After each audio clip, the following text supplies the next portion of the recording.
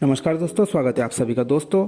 मराठवाड़ा क्षेत्र में जालना दादर जनशताब्दी का विस्तार करने संबंधित मामला बहुत गर्मा रहा है।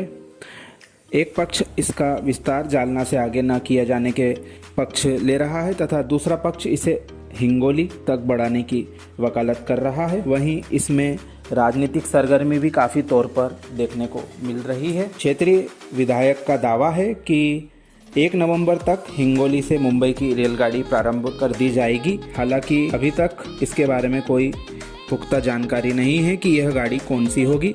गौरतलब है कि क्षेत्र की 2 लंबी दूरी की ट्रेनें जो कि कोरोना लॉकडाउन के बाद से अभी तक बंद पड़ी हैं, एक तो अजनी पुणे तथा एक अन्य ट्रेन अमरावती पुणे, इनका भी संचालन रेलवे के द्वारा अभी तक नहीं किया गया था। वहीं हाल ही में फिर से शुरू की गई पूर्णा अकोला डेमो को अकोट तक विस्तार की मांग भी अकोटवासी कर रहे थे। इसका टाइम टेबल अभी बदल दिया गया है, इससे कि यह विस्तार की संभावना अब धूमिल हो चुकी है। क्षेत्रवासी आंदोलन करने की राह पर चलने की तैयारी में है। वहीं पूर्णा पटना गाड़ी जो कि हिंगोली स्टेशन पर हफ्ते के 3 दिन खड़ी होती है, उसका भी विस्तार हिंगोली या अकोला तक किए जाने की भी मांग क्षेत्रवासी कर रहे थे। इस पर भी दक्षिण मध्य रेलवे कोई विचार नहीं कर रहा है। कुल मिलाकर पूर्णा से हिंगोली अकोला लाइन को उपेक्षित करने का दक्षिण मध्य रेलवे का पुराना तरीका रहा है। अजनी पुणे, पुणे अमरावती, अकोला पूर्णा पैसेंजर तथा अकोला पूर्णा परली पैसेंजर का चालू ना हो पाना इसी बात की ओर इशारा करता है। साथ ही क्षेत्र में दादर जालना जनशताब्दी जो कि वर्तमान में खाली चल रही है को विस्तार करके हिंगोली तक लाने की चर्चाएं भी थी, जिसका कि प्रस्ताव नांदेड़ मंडल के द्वारा रेलवे बोर्ड के पास भेजा जा चुका है। लेकिन कतिपय कारणों से उसके विस्तार में अड़ंगा आ रहा है। इससे क्षेत्रवासियों में भी काफ़ी रोष है, क्योंकि यह ट्रेन यदि हिंगोली तक बढ़ जाती है तो क्षेत्रवासियों को मुंबई के लिए एकमात्र ट्रेन प्राप्त हो जाएगी।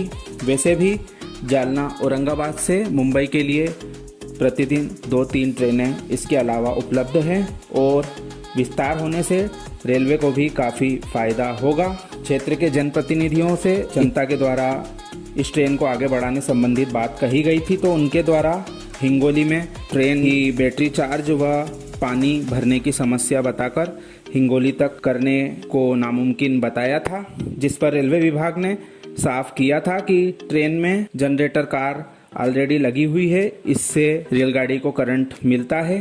तथा पानी भरने की बात है तो रेलवे विभाग ने पहले ही तय किया है कि रेलगाड़ी को जालना से हिंगोली ले जाते समय पूर्णा रेलवे स्टेशन पर पानी भरने के बाद हिंगोली ले जाया जाएगा, जिससे कि इस ट्रेन के संचालन में कोई समस्या नहीं होना चाहिए। लेकिन इस ट्रेन को हिंगोली तक बढ़ाने में जो गलतफहमियां हैं वे दूर हों तो यह ट्रेन आने वाले समय में सभी को फायदा देगी। इससे हिंगोली से मुंबई की कनेक्टिविटी तो होगी ही, साथ ही जालना क्षेत्र के निवासियों को भी पूर्णा तथा हिंगोली के लिए एक अतिरिक्त ट्रेन प्राप्त हो जाएगी।